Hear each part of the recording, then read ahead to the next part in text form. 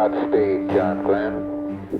Before John Glenn opened the door to space and the heavens above, or Chuck Yeager flew higher, further, and faster than the speed of sound, or Jimmy Doolittle and his raiders defined what true courage was, or before General Billy Mitchell built highways in the sky, there was a time when young men first answered the call of America to fly.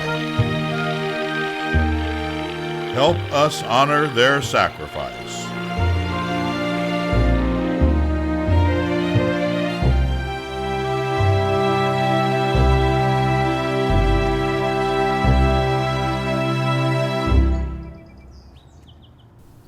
Remicourt Airfield, France, October 6, 1918.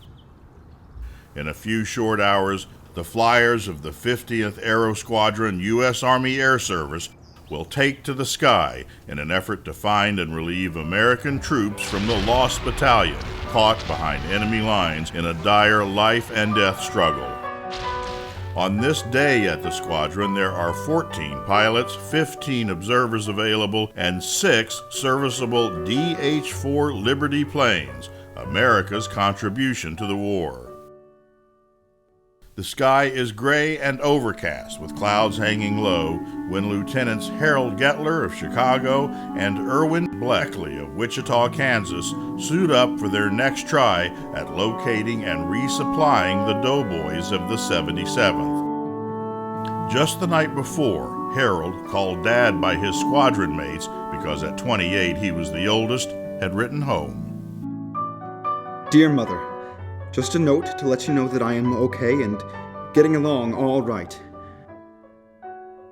Their airship number 2 needs repair, so they borrow airship number 6. Dad's best friend and fellow pilot recalls the moment.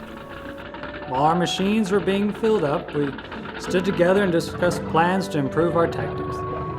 His machine was ready first, and he and Beckley started off. This is the last time anyone would see Dad and Bleck alive. All these pilots flew in a war against aggression, often at the cost of their own lives.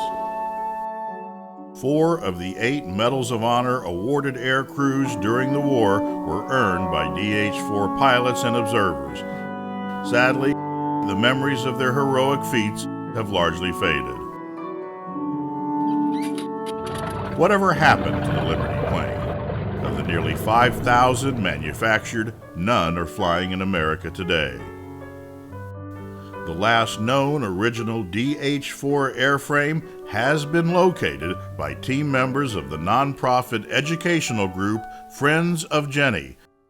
Called the Saving Liberty DH4 Project, this endeavor will draw from the team's experience reconstructing the only JN4 Jenny to successfully fly cross-country on a regular basis.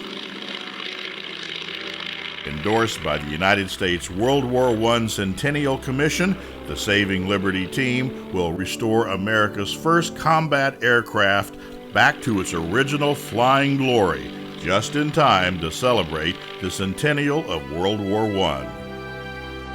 To honor and to commemorate, help us save the DH4 Liberty plane. Reconstruction will take 1 year, and this proud old warbird will be ready to fly again.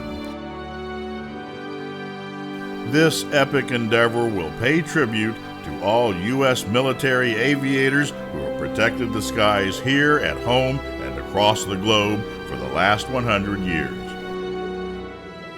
When completed, the DH4 will join the Flying Jenny in an 18-month Liberty Air tour traveling across our great nation, bringing to audiences young and old the stories and sacrifices that Americans have made.